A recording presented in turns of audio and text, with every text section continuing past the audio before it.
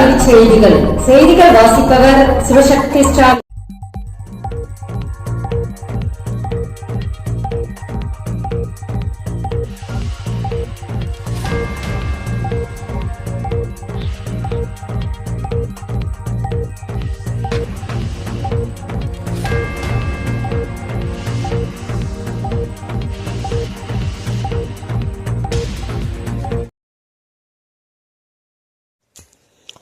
அமெரிக்க அதிபர் ட்ரம்பை சந்திக்கும் பிரதமர் நரேந்திர மோடி.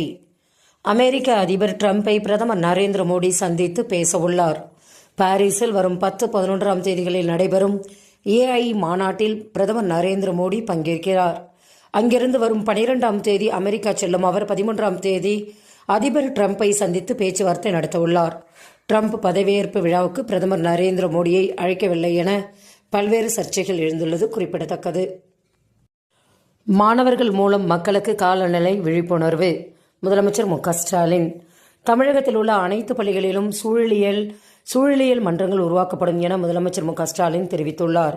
தமிழ்நாடு காலநிலை மாற்ற 3வது உச்சி மாநாட்டில் பேசிய அவர், காலநிலை மாற்றம் குறித்து மாணவர்கள் மூலம் மக்களுக்கு விழிப்புணர்வு ஏற்படுத்தப்படும் என்றார். மேலும் வயநாடு, திருவண்ணாமலை நிலச்சரிவுகளை சுட்டிக்காட்டிய அவர், காலநிலை மாற்ற சூழலை மக்கள் புரிந்து கொள்ள வேண்டும் என வலியுறுத்தியுள்ளார். நாட்டிலேயே முதல் முறையாக புற்றுநோய்க்கான மரபணு வரைபடத்தை சென்னை IIT வெளியிட்டுள்ளது. புற்றுநோய் ஆராய்ச்சி பணிகளுக்கு உதவும் வகையில் நாட்டிலேயே முதல் முறையாக புற்றுநோய்க்கான மரபணு வரைபடத்தை சென்னை IIT வெளியிட்டுள்ளது. உலக அளவில் மிக ஆபத்தான உடல்நல பிரச்சினைகளில் புற்றுநோயும் ஒன்று. இந்தியாவில் 9 பேரில் ஒருவருக்கு புற்றுநோய் அபாயம் உள்ளதாக ICMR தெரிவித்துள்ளது. நாடு முழுவதும் தற்போது 14.61 லட்சம் பேர் இந்த நோயால் பாதிக்கப்பட்டுள்ளது குறிப்பிடத்தக்கது. 24 மணி நேரத்தில் முடிவெடுக்க ஆளுநருக்கு உச்சநீதிமன்றம் உத்தரவு.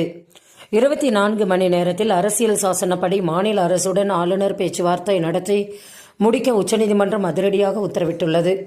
மசோதாக்கள், துணைவேந்தர்கள் நியமனத்துக்கு ஒப்புதல் அளிக்கும் விவகாரத்தில் மாநிலத்தின் ஒட்டுமொத்த நலனை கருத்தில் கொண்டு முடிவு எடுக்கப்படும் என கூறிய நீதிபதிகள், ஆளுநர் எந்த அடிப்படையில் முடிவு எடுக்கிறார் என்பதை தெரிவிக்க மத்திய அரசுக்கும் அறிவுறுத்தியுள்ளது.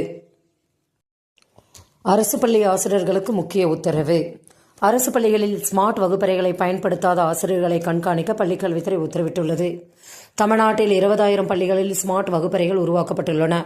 பெரும்பாலான ஆசிரியர்கள் அவற்றை காட்சி பொருளாகவே வைத்துள்ளதாக புகார்கள் எழுந்துள்ளன. இதனால் அதிருப்தி அடைந்த அதிகாரிகள் ஸ்மார்ட் வகுப்பறைகளில் பாடம் நடத்துவதை போட்டோ எடுத்து கல்வி அதிகாரிகளுக்கு அனுப்ப உத்தரவிட்டுள்ளனர். செய்திகள் நிறைவடைந்தன. வணக்கம்.